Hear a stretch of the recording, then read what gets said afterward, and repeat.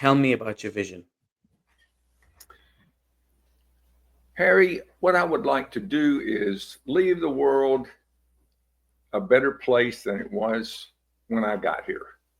And I believe that the book that I've just finished, The Real Impact Daily Inspiration, is my legacy, and that's how I'll be able to accomplish that. I sincerely believe that this book is going to change a lot of people's lives if they use it the way that it was intended. Thank you for sharing that. I was reading part of the book. Um, in that book, you mentioned a lot of great insights, and I'm excited to keep reading more and more. So thank you for that. Well, thank But you. yeah, if I talk about your legacy, how did you come about using the book to leave your legacy? How did that start? Well, it didn't start out that way. I was on a podcast because my real estate investor students were so successful. I got invited to be on a lot of podcasts about real estate.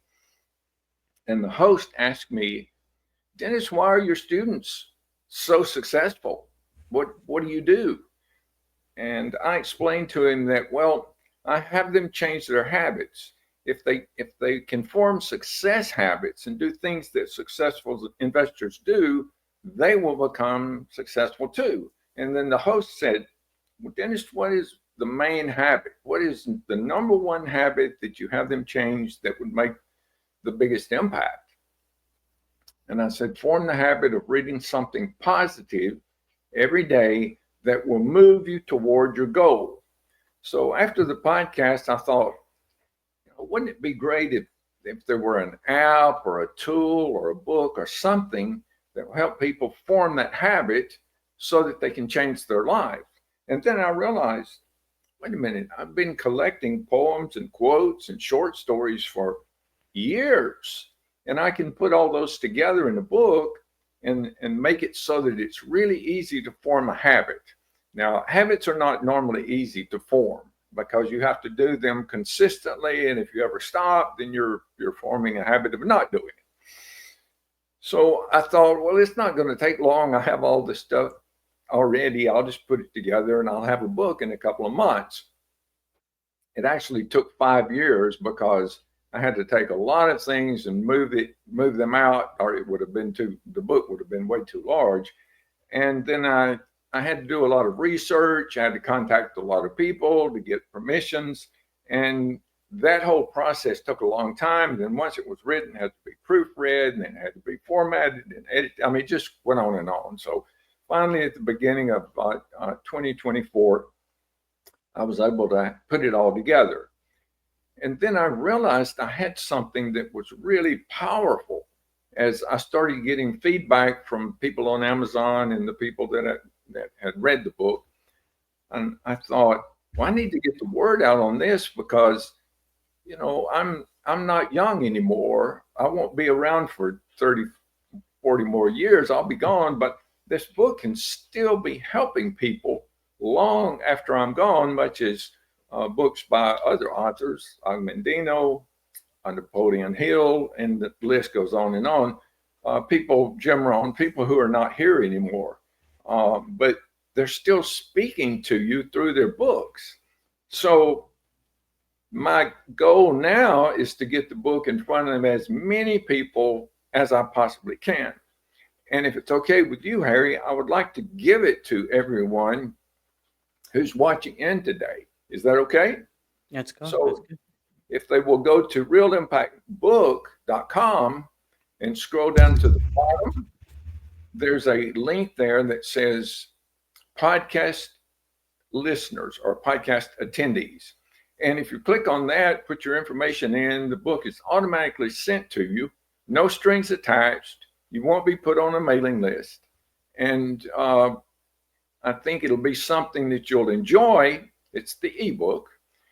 And I sincerely believe that if you read it and you like it, you'll probably say, hey, this is a great gift. I could give this to a young person, a graduate. It has lots of stories that older people would enjoy because the people are people they'll recognize. Um, so I think it's a good thing to get the word out. And whether you pay for it or not, it's irrelevant to me. If it changes your life, that's my goal. That's the real goal. And the book was devised to make it really simple to form this habit. So I hope when you read it, you'll enjoy it, but I also hope you'll form that habit. Thank you for sharing that with us, Dennis, today. Um, I want to get into the nitty gritty. Okay. There's a lot of questions I'll have as I read the book more and more. Um, but let's go to your journey as a leader, journey as an entrepreneur. Um, According to you, why do you think leaders hide from funding their vision? And how can those leaders then lean into funding their vision?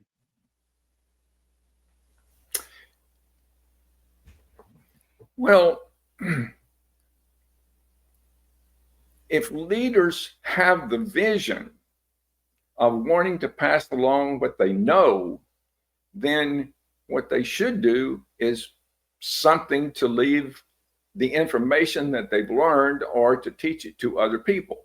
So I would suggest that anyone that's been successful in any venture, super successful, leave breadcrumbs so that others that are aspiring to do the same thing can find those and move up, move their station up in life. I would really emphasize that I would hope everybody would do that. What if everybody tried to help everybody else up instead of pulling them down? Wouldn't it be a great world? Yeah. Why do you think then leaders hide from funding their vision? I don't know. I most of the people that I've been associated with that are really successful are not hiding. Like Walt Disney said, there's always a lot of people willing to help you no matter what you're trying to do. There's always people willing to answer questions. So I don't really think that it's a problem. Successful people, part of the reason that they were successful is because they get along with other people so well. And for that reason, the people at the top are mostly pretty friendly and easy to get along with and anxious to help others out. Thank you for sharing that. Um, you mentioned your story about your students being more successful Yes. and you helping them see one habit that read one something positive that's related to your goal. Um, how did that come about? I'm assuming there's a lot more in the book about it. Um, and what other tips would you have for other people listening and the leaders listening? Um, Well, my students were successful because I insisted that they were. I didn't just say, okay, you're going to go form this habit. I insisted that they form the habit. For example, the habit of reading, I gave them a list of books, and in priority order, I said, you read this one first. And then I also gave them listening material. And I said, listen to this. And those were assignments. And so as they came back to the class week after week, we would discuss. And if they hadn't read the book, I would know it. And so I would go back and say, look, you're not going to progress unless you learn. And the way you learn is by reading uh, from materials from successful people. And it wasn't long before they realized I wasn't going to let them get by without doing it. And the reading and doing uh, the assignments that I gave them and doing their numbers every week pretty much guaranteed success because real estate investing is just it's numbers. It's a numbers game. If you ask enough people, you're going to get a deal, and then if you ask enough people, you're going to sell the property. So um, I taught them success habits, and the number one habit was move towards your goal every single day. And an easy way to do that is just by reading or listening. thank you for sharing that. My gosh, I have more questions on the things you just shared with us. Um, Absolutely. what would you say, Dennis, that when you held you back in your years, when you were teaching or learning and growing, when you didn't have a coach like yourself talking to you about these things?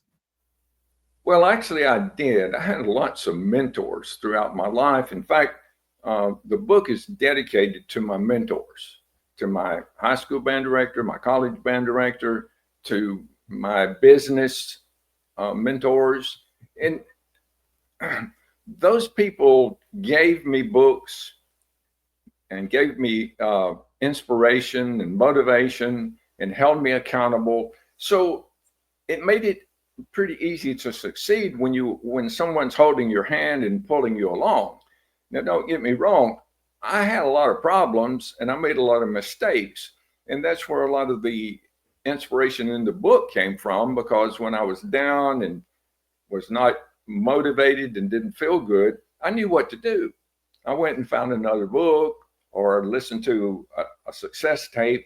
And it wasn't long before I was excited again, and I went back and started moving forward again. You mentioned more and more reading. I am someone who reads a lot more Yes. than I do. I have found that I can learn a lot of things when I read the books. When it comes to execution, I fall short a lot of times. What? How would you help if I was one of your students who was struggling with that? What would you do? What would you help me with? And how would you help me in that case? Well, I didn't leave anything to chance with my students.